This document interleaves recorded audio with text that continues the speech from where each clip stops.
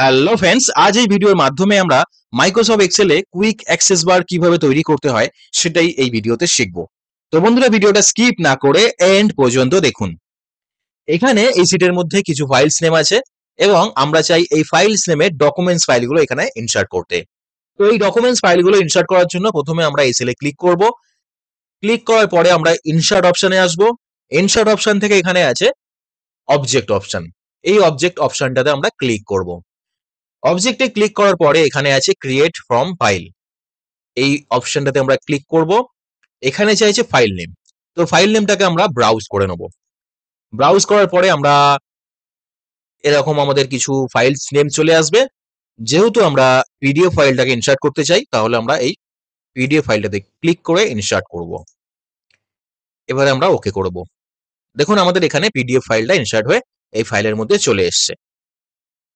এবারে আমরা এর মধ্যে যদি ডবল ক্লিক করি, দেখুন আমাদের পিডিএফ ফাইলটা কিন্তু ওপেন হয়ে যাচ্ছে।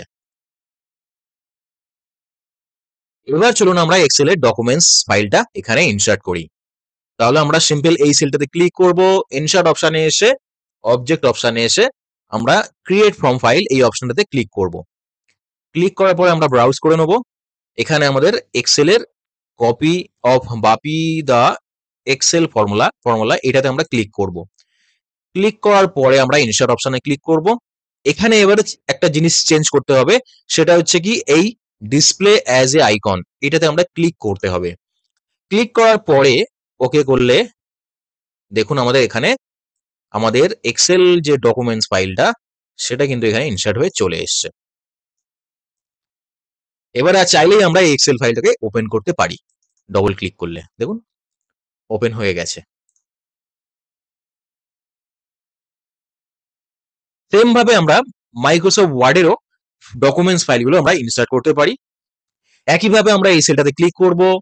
ইনসার্ট অপশনে এসে অবজেক্ট অপশনে এসে ক্রিয়েট ফাইল এই অপশনটাতে ক্লিক করে ব্রাউজ করে আমরা আমাদের ওয়ার্ডের যে ফাইলটা আছে এই ফাইলটাতে আমরা ক্লিক করে ইনসার্ট করে এখানে আছে ডিসপ্লে অ্যাজ এ আইকন, এই সেলটাতে ক্লিক করে ওকে করলে আমাদের এখানেও দেখুন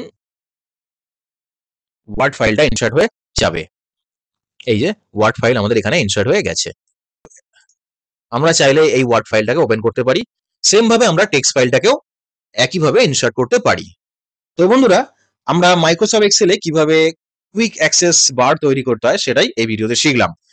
তো বন্ধুরা, ভিডিওটা যদি ভালো লেগে থাকে অবশ্যই কমেন্ট করে জানাবেন। আর এই ধরনের আরো ইনফরমেটিভ ভিডিও পাওয়ার জন্য এই চ্যানেলটিকে ফলো এবং সাবস্ক্রাইব করে রাখবেন। থ্যাংক ইউ বন্ধুরা।